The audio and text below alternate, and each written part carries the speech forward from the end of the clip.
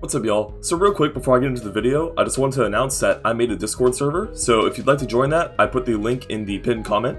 So if you want to talk to me or talk to other viewers, go ahead and join that. Maybe we'll run some viewer tournaments or something, or if I need a group of people for content, I can just ping the server or something and you can join. But yeah, let's get right into the video. So if you saw my last video, you're probably aware that the next test place update is going to completely nuke the movement system in Phantom Forces. Essentially, it makes sliding slower than running and nerfs all of the slide tech. It's basically an instant kill for the game. I'm not even joking. But go watch my last video for more info. But basically, Axis said that he might literally drop these changes within a week. So this led to some of the greatest backlash this game has ever seen. And understandably so, because they basically announced that they're willing to kill the game to try to bring in more new players. But I covered the last video, this will not work because this game is unplayable without movement. And this is true even for new players. Not to mention this game is just not unique over any other Roblox shooter if it doesn't have that sort of depth. So what the devs are planning essentially is they're going to, instead of just force this on everyone, which I'm glad they're not going to because again, that would have instantly killed the game.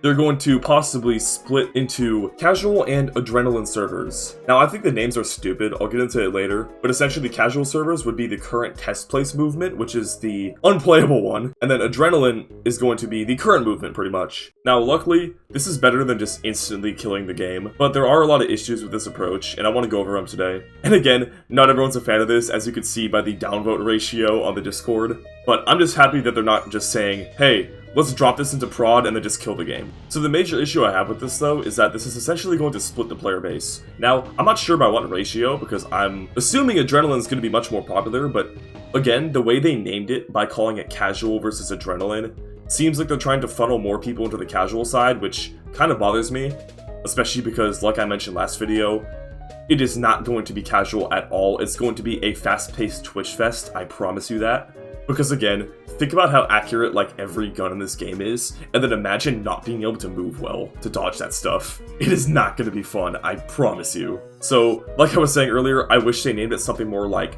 tactical versus adrenaline or something. That way, it's not trying to funnel you into what sounds like the main mode of the game. Because think about Team Fortress 2. The only mode people play is casual or community servers. So when you name a mode casual, it sounds like the default mode. But no, the default mode is adrenaline, but name it something different so that it doesn't affect the data of who's joining which server. And this leads me to my next point. If you look at the descriptions of each mode, you'll see that they're calling casual the standard movement and good for new players. But the issue is that that's not the standard for PF. It's always been adrenaline mode. Are they trying to funnel players into casual purposefully?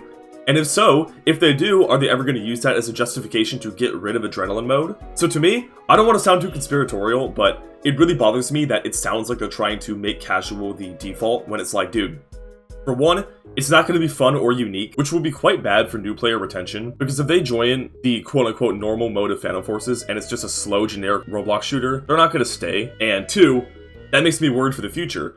Are you going to funnel a bunch of people to casual and be like, oh, nobody plays adrenaline anymore, so let's just get rid of it, make casual the default? That is a genuine concern of mine, especially considering the dev team's recent attitudes toward the player base. And not to mention, movement is the easiest part of this game to learn. Even when I was super new, I was able to do quite well because I just learned the movement in 10 minutes. Whereas my aim and game sense took so much longer to develop. So it's is that actually going to be good for new players, or are you just telling new players that it's good for them? I think it's the latter. And although I don't think this will ever outright kill the game, I think it could absolutely set it on the downhill in terms of player count. And the reason I say this is, think about it. So when is a game dying?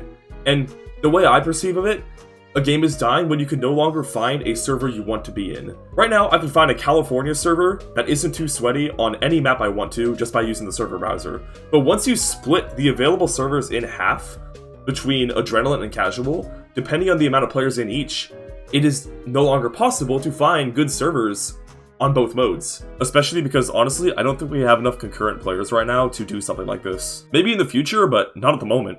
And from a game design perspective, once your players stop being able to find good servers that they want to be in, that's when they start to consider the game to be dying. And that's when they're going to start quitting, because a lot of people don't want to play a dying game because it's not worth investing the time into something that's going to be gone in a few years. And this player base split could easily start this downhill spiral. And again, the devs said that they're aware of this and that they're going to be keeping an eye on player stats, but I just hope that if they decide to go through with this, it's not going to cause irreparable damage to the game.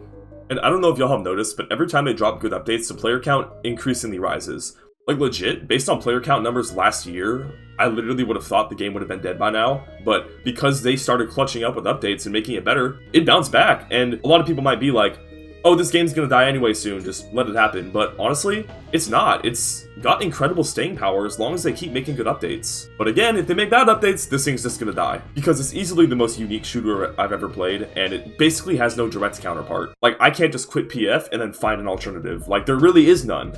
So based on that fact alone, it's like, this game is not going anywhere anytime soon. We are not consistently losing players, and in fact, every time there's good updates, we get more. And I don't want to see them jeopardize this by funneling a bunch of new players into a mode that isn't unique like normal Phantom Forces.